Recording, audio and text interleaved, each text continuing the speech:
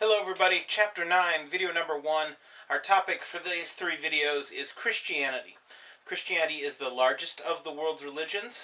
It's also the youngest of the religions that we've talked about so far. It's 2,000 years old, so it's not young by human standards, but in terms of religions, it's young by hundreds or a couple thousand years compared to some of the others we've talked about. Christianity is obviously one of these founded traditions that we've discussed before, a tradition that is associated with a particular historical place and time and a historical founder, creator, beginner of this religion. What complicates things in Christianity is the particular understanding, the particular idea of this founder. In this case, we're talking about Jesus of Nazareth, or what Christians come to call Jesus Christ, which just means, it really means Jesus the King, or Jesus the Messiah, which is this term for a special kind of king. The problem, or the complication at any rate, is that Jesus is understood by Christians to be both human and God. And this is God in the monotheistic sense. There is one God, and he is manifested on earth through this historical figure of Jesus. Now, the reason this becomes complicated is that there are a couple of different ways that Jesus is used, a couple major ways that Jesus is used within this tradition, and they don't exactly mesh with one another. So what I'm talking about here is that there is a tendency among Christians to use Jesus as a role model. If any of you have ever seen bracelets or bumper stickers or anything that say, "What would Jesus do?" WWJD. That's this modern kind of notion of this, that Jesus is a role model, that you can look to Jesus as an example in terms of how you should behave and how you should think and feel and react and treat people and so forth. And that's fine as long as Jesus is understood to be human. But if he's not, if he's divine generally, or God specifically, then that's a really strange thing to sort of ask of people, to behave like you think a God would. Because we are not gods, and there's no part of Christianity, mainstream Christianity, that believes we are gods in any meaningful way.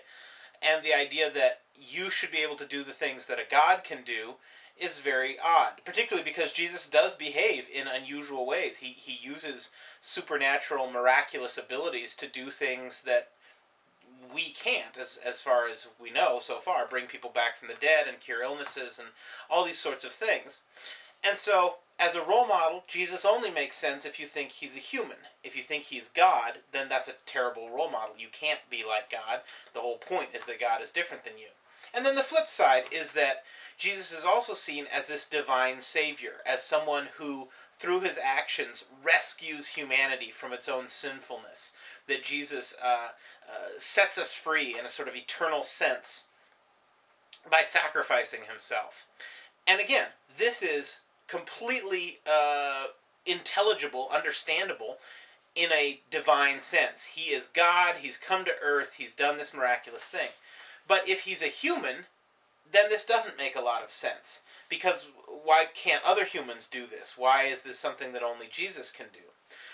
So what you can see is that there are these two divergent sort of interpretations of Jesus, and they're both very important. I mean, there's almost no mainstream form of Christianity that doesn't embrace both of these ideas, of Jesus as role model and Jesus as divine savior. And many, many hundreds of years ago, they kind of sat down and figured out that they were just going to accept this as a paradox, as something miraculous and mysterious, that Jesus is 100% human plus 100% God, and that equals 100%. It's just the way it is. It's a miracle. No, it doesn't make sense logically, but it makes sense miraculously or metaphysically. Now, I introduce you to this up front because we're going to start by talking about Jesus as a foundational figure and some of the texts involved in that. But I want you to also understand that this characterizes Christianity throughout its history, this kind of tension between the divine and the human, and how exactly Jesus fits into this picture. So if we want to talk about the roots of Christianity, just like with Judaism, we have a nice place to start because Christianity tells its own story in a very chronological sort of narrative way in what's called the New Testament. The New Testament is a series of writings, a collection of writings by various authors, all of which center around the idea of Jesus and the teachings that he leaves and the community that forms after he goes. So the first books of this New Testament are what are referred to as Gospels. And Gospels, the word means good news. It's from a Greek term. And it just refers to the first 4 books of the New Testament that tell about Jesus. These are the only 4 books where Jesus is a character who is doing stuff in the stories. He's mentioned in the others, but he's not one of the characters doing things. These 4 Gospels, they're divided up kind of along a specific line. There's Matthew, Mark, and Luke, and those are what are referred to as the Synoptic Gospels, which just again comes from a Greek term meaning from the same point of view. And those 3 Gospels tell a fairly similar version of the story. In fact, they borrow a lot of the same language from one another, to the point that one of the things that biblical scholars really like to do is kind of piece together who wrote what first, and then who read the other books before they wrote theirs, and so forth. John, which is the 4th of the Gospels, is not a synoptic gospel. It's from a completely different point of view. It's clearly written from a different time period, I mean, by decades, not centuries.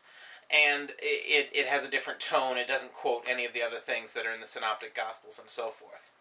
So these 4 points of view, 3 of which are very similar, are basically our entire background on who Jesus was during his own lifetime. Be very aware that nobody, well, that may not be true, but nobody who seriously studies these things believes that these were written during the lifetime of Jesus. All of these were things that were written later. Maybe by people that knew him, but much more likely by people who knew him.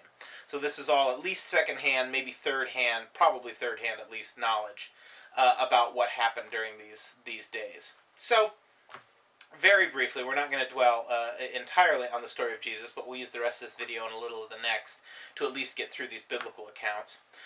The stories tell that Jesus was born under these very miraculous conditions. These are things you can learn about at any Christmas play or Christmas pageant in any Christian country in the world. The idea of him being born in a farm, in a barn, in a manger, meaning a feed trough, that the shepherds were led to come to his birth, that these magi or wise men came and brought gifts because they could read the signs and they knew that this was important. A very classical sort of mythological story about a magic birth. Something special happened when he was born. But that's really all we know about his childhood. It just skips everything else. It mentions him once when he's 12 years old, and he's teaching on the steps of the temple in Jerusalem. And at that time he's a child, but he speaks with a great deal of knowledge and authority. So again, it's just sort of this sort of mythological quality of, hey, look, wasn't he important all throughout things? The real narrative quality doesn't start until we see Jesus at about age 30 or so. And that's really where things pick up. And most of the Gospels talk about his life from, we think, about age 30 to 33, when he's walking around teaching. The place he's doing this is in Judea, what we would today call Israel. And it's probably really important that I just lay out this world that he's living in so that you understand. We're talking about the Jewish world about 2,000 years ago. So the Jewish world during the time that the Romans were in control. And it's crucial that you understand that everything that's happening in this New Testament, well, not in the New Testament, but everything that's happening in the Gospels, everything that's happening in Jesus' lifetime, is happening in a Jewish context. Jesus is Jewish, all of his followers are Jewish, all of the people he's talking to are Jewish, unless they're Roman soldiers or something like that. Everybody is Jewish throughout this whole story. Jesus is Jewish when he dies. All his followers are still Jewish when he dies. The idea that Christianity is something other than a form of Judaism doesn't come until quite a while after Jesus has been dead. I mean years later, or decades maybe later. All throughout his lifetime and all throughout the Gospels, the assumption that everybody has, including Jesus as far as we can tell, is that he's teaching about a form of Judaism. He's trying to teach people the correct way to be a Jew, from his point of view. And that's the assumption that everybody listening to him has.